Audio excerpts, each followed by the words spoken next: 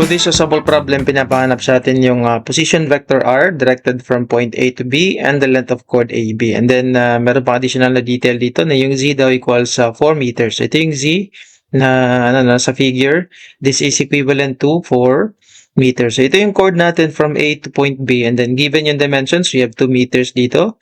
And then, 3 meters and 6 meters. Yung position na vector r na pinapanap sa atin dito, ayun lang yung description no, ng mga dimensions along the x, y, and z axis. So, lalagyan lang natin dito. No? So, yung pinapanap sa atin is yung r, AB. Or ito yung magiging description nga no, ng kung ano-ano yung mga dimensions natin along the x and y and z axis representing this particular chord na AB. So, magsa-start tayo with along the x-axis. No? So, sa x-axis, lalagyan lang natin ng line yan. Galing dito sa A, papunta dun sa point B natin, which is along, no, or parallel siya sa x-axis. So, ito yung B natin sa wall. So, ibig sabihin, hanggang dyan lang yung magiging line natin na along the x-axis. And then, since nandito yung positive na x-axis natin, so, ibig sabihin, yung line na to ay directed opposite sa positive. So, magiging negative siya. And then, yung dimension niya is 3 meters.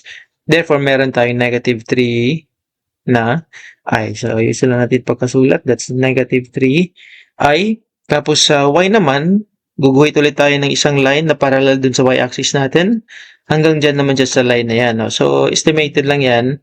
And then that's equivalent to 6 meters. So, bali A papuntang B, pero along naman siya ng y-axis. And then since nandito yung positive na y natin, so therefore, yung positive na y component natin or direction is positive na 6 meters. So meron tayong plus 6j, no? 6j. And then for the z-axis, ito naman yung vertical. So galing dito naman, no? Galing dito ulit. And then paakyat tayo dun papunta dun sa medyo ano lang, no? Estimate lang to na yan yung magiging z component natin, which is dapat medyo parallel siya dito, no? Sa line natin. Gawan na lang natin ng ibang kulay. So, kung gaganon, kung lalagyan mo ng orthogonal na ano yan, oops, medyo sobra pala siya dapat. So, dapat hanggang dito lang siya, no? So, may mga line ng breaks dyan. Yan. So, ito yung mapuform niya na triangle. So, hanggang dito lang pala dapat yung ano natin, yung line natin sa z-axis. So, yun yung z-axis natin na component. Or yun yung component natin along the z-axis. And then, kung titingnan natin, ito ay 4 meters. Dapat, tapos meron tayong 2 meters dito. So, therefore, ito naman ay magiging 2 meters lang. No? Kasi galing dito sa baba, that's equivalent to 4 meters. Nandito tayo nagsa-start sa origin natin, which is 2 meters above the floor. And then, yung B natin is 4 meters above the floor. So, ibig sabihin, yung difference lang or distance ng A papunta dun sa B, yung vertical distance niya ay 2 meters, which is positive kasi nandito yung positive na z-axis natin. Papunta kasi siya dun sa taas. Okay? So, therefore, meron tayong plus 2 meters. So, plus 2, wala palang meters, kundi K. Tapos yun, lalagyan na natin siya ng meters. So, lahat niyan ay naka-meters. So, ito na ngayon yung direction na ano natin, no?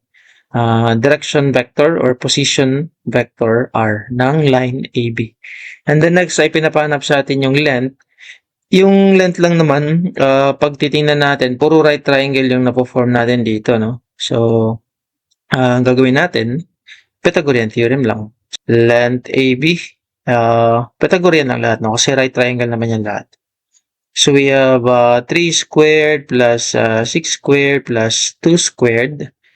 Let AB is just equivalent to, dito tayo sa calculator natin, that's the square root of 3 squared plus 6 squared. Oops, 6 squared plus 2 squared is 7. So, that's 7 meters. Okay?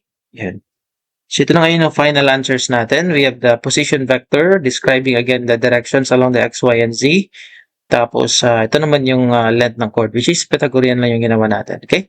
So, again, it's that's all for this sample problem. And see you again sa mga next sample problems natin. And thank you palagi for watching our tutorial videos.